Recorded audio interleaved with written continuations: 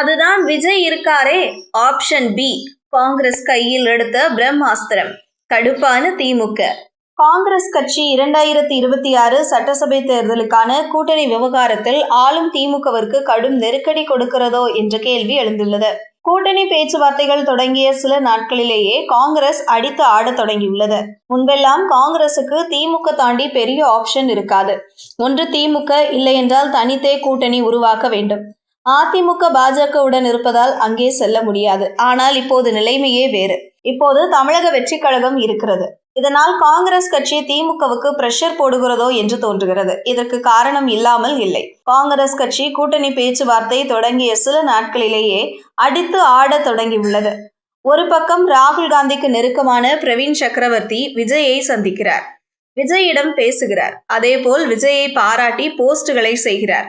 இன்னொரு பக்கம் காங்கிரஸ் தலைவர் செல்வ பெருந்தகை தேர்தலுக்கான விருப்ப மனுக்களை இப்போதே பெற தொடங்கிவிட்டார். அவர் 2026ஆம் ஆண்டு நடைபெறவுள்ள தமிழ்நாடு சட்டமன்ற தேர்தலில் இந்திய தேசிய காங்கிரஸ் கட்சி சார்பில் போட்டியிட விரும்பும் காங்கிரஸ் கட்சியின் உறுப்பினர்களிடமிருந்து 234 சட்டமன்ற தொகுதிகளுக்கும் விருப்ப மனுக்கள் வரவேற்கப்படுகிறது. கட்டணமில்லா விருப்ப மனு படிவத்தினை நாளை முதல் வருகிற 15/12/2025 வரை தமிழ்நாடு காங்கிரஸ் கமிட்டி தலைமை அலுவலகத்திலோ அல்லது மாவட்ட காங்கிரஸ் கமிட்டி அலுவலகத்திலோ பெற்றுக்கொள்ளலாம். நேரடியாக வந்து விருப்ப மனு படிவத்தை பெற இயலாதவர்கள் இணையதளத்தில் பதிவிறக்கம் செய்து கொள்ளலாம்.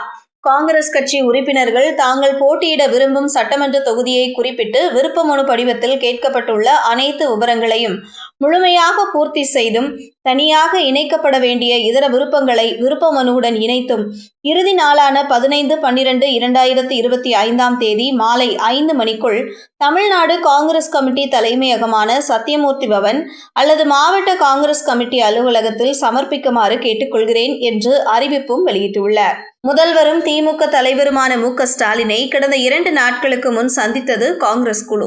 இதில் ஏஐசிசி பொறுப்பாளர் கிரிஷ் சோடங்கர், மூத்த தலைவர்கள் சூரஜ் ஹெக்டே, நிவேதித் ஆல்வா, தமிழ்நாடு காங்கிரஸ் தலைவர் கே. செல்வ பெருந்தகை, சட்டமன்ற கட்சித் தலைவர் எஸ். ராஜேஷ்குமார் ஆகியோர் இடம்பெற்றுள்ளனர். இதில் ஏஐசிசி பொறுப்பாளர் கிரிஷ் சோடங்கர் ராகுல் காந்தியின் ரைட் ஹேண்ட் போல செயல்படுகிறார். இவர் ஸ்டாலினை தனியாக சந்தித்துள்ளார். ஸ்டாலினுடன் தனி ஆலோசனை நடத்தியுள்ளார்.